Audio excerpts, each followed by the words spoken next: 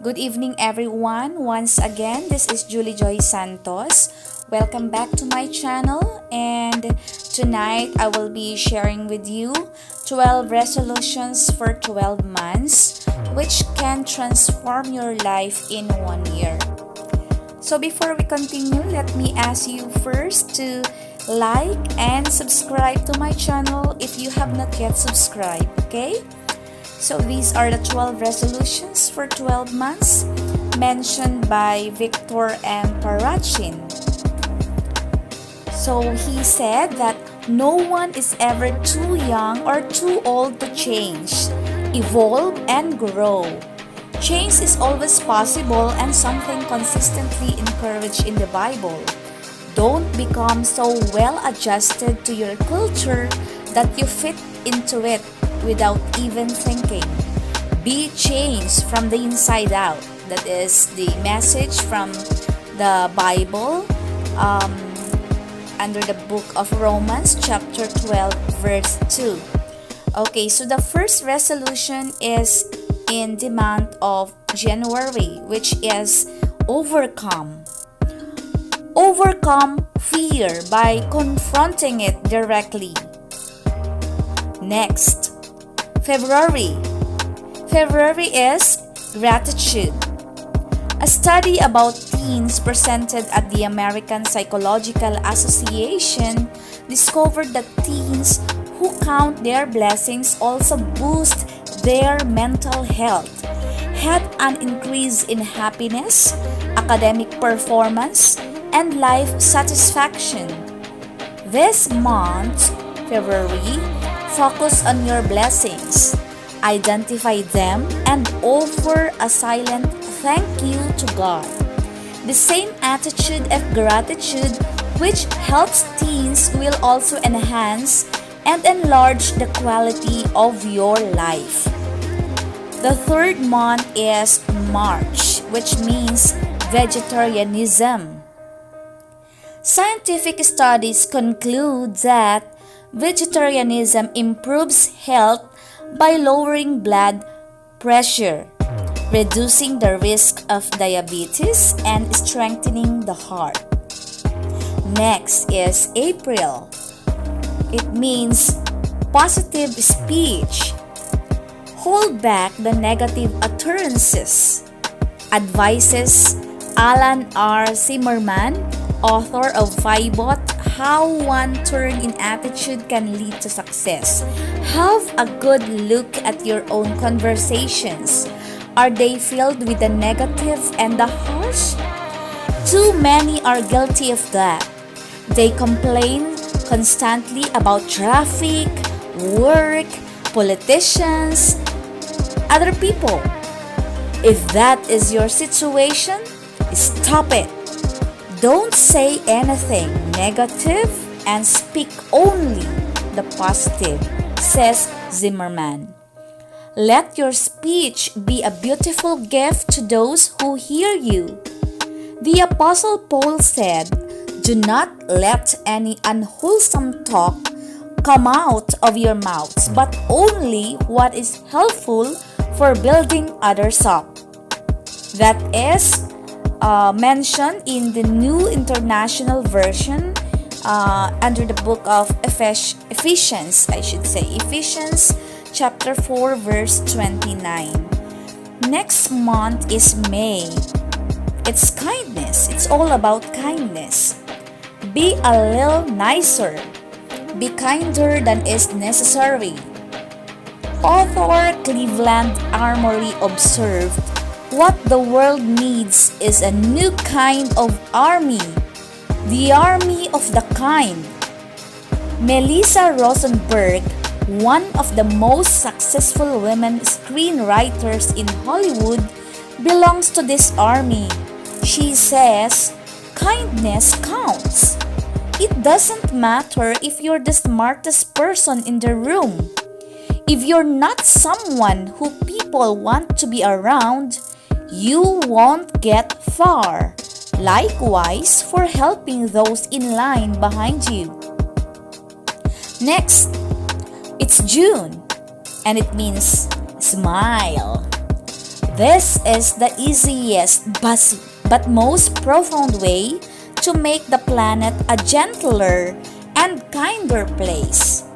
Smile while making eye contact with every person you encounter, family and friends, colleagues and clerks, servers and strangers.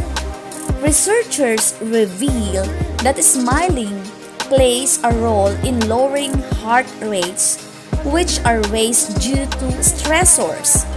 What is a better way to handle being stuck in a traffic or other stressors than to smile, isn't it?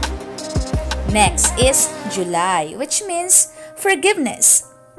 Work on extending forgiveness to those who have hurt you through their words or deeds. They don't need to know what you're doing or why. To forgive is to set a prisoner free and to discover that prisoner was you, says theologian Louis Smith, author of Forgive and Forget. Don't fall into the trap of waiting for an apology because that may never come.